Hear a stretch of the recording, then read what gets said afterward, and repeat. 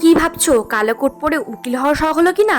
না না, আমার উকিল হওয়ার শখ হয়নি। আমি গেছিলাম পার্লারে সেদিন চুল কাটতে। বিগত 1 বছর থেকে আমি কিন্তু চুল কাটতে পারিনি। আর সামনেই যেহেতু আমার অ্যানিভার্সারি, সেই তো নিজেকে তো একটু ফিটফাট করতেই হবে।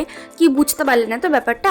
আসলে ব্যাপারটা হয়েছে এমন, আগের বছর 9 তারিখে আমার বিয়ে হয়েছিল। তাই এই বছর ফাল্গুন মাসের 9 তারিখে আমার 1 বছর পূর্ণ হয় বিয়ে হওয়ার। এর মাঝখানে আমি কিন্তু চুল কাটতে পারিনি।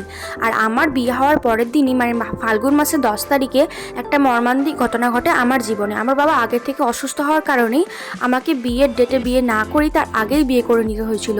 বিয়ে করার পরের দিনই মানে 10 তারিখের ফাল্গুন মাসে আমার বাবা মারা যায়। সেদিন আমি চাইনি যে কোনো উদযাপন হোক। আমি চেয়েছিলাম এই মাসের শেষের দিকে যে কোনো একটা দিন একটা ছোট্ট করে অ্যানিভার্সারি উদযাপন করতে। তো সেটাই করা হবে। আর এই ব্যাপার নিয়ে তোমাদের সাথে আমি নেক্সট কোনো একটা ভিডিওতে আমার জীবনের মর্মান্তিক ঘটনাগুলো অবশ্যই শেয়ার করব। কি হচ্ছে যে কোনো মানুষের জীবনে একটা বিশাল বড় ডিসিশন এবং তার সাথে অনেক বড় আনন্দেরও কথা, কিন্তু সেই আনন্দটাই আমার জীবনে যে কিভাবে দুঃখে পরিণত হলো সেসব কথা তোমাদের সাথে শেয়ার করব অন্য একটা ভিডিওতে। বিয়ে নিয়ে যে একটা মেয়ের কত রকম স্বপ্ন থাকে সেটা কিন্তু একটা মেয়ে ছাড়া অন্য কারো পক্ষে বোঝা কিন্তু সম্ভব নয়। সেই সব স্বপ্নগুলোই কিন্তু আমার ছিল। কিন্তু বলে না, শুধু স্বপ্ন দেখলেও হয় না, স্বপ্ন যে দেখায় অর্থাৎ ঈশ্বর যেন তাদের সহায় থাকে, কিন্তু আমার ঈশ্বর কিন্তু আমার সহায় ছিল না।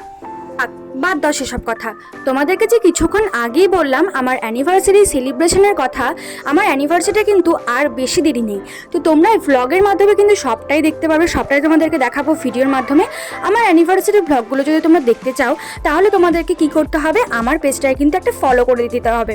তোমরা কে কোথায় থেকে আমার ভিডিওটা দেখছো সেটা কিন্তু আমাকে জানিয়ে দিও কমেন্ট বক্সে। প্রত্যেকটা মানুষের জীবনেই দুঃখ কষ্ট রয়েছে। আমি যেমন আমার কষ্টগুলো তোমাদের সাথে শেয়ার করলাম, তোমরা চাইলেও কিন্তু তোমাদের জীবনে কষ্টগুলো আমার সাথে শেয়ার করতে পারো।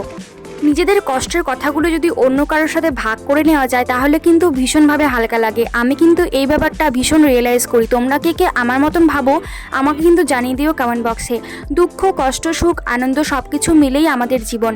তাই কষ্টকে দুঃখকে পিছনে ফেলে রেখে সামনের দিকে এগিয়ে চলার নামই কিন্তু জীবন। ভবিষ্যতের দিকে এগিয়ে চলো, জীবন কিন্তু সত্যিই সুন্দর হবে। যাক, অনেক জ্ঞান দিয়ে ফেললাম, নিজেও অনেক জ্ঞান নিয়ে ফেললাম। তোমাদেরকে হয়তো একটু বেশি জ্ঞান দিয়ে ফেলেছি আজকে। তোমাদের যদি ভিডিওটা ভালো লেগে থাকে তাহলে কিন্তু অবশ্যই একটা লাইক শেয়ার এবং আমার পেজটাকে ফলো করতে একদমই ভুলো না। আর অনেক কিন্তু ভিডিও আসতে চলেছে, তাই পেজটাকে আগে থেকেই ফলো করে রেখো। আজকের ভিডিওটা আমি এখানেই এন্ড করছি। দেখা হবে আবার নেক্সট ভিডিওতে। ততক্ষণ তোমরা ভালো থেকো, সুস্থ থেকো। সবাইকে টাটা, বাই।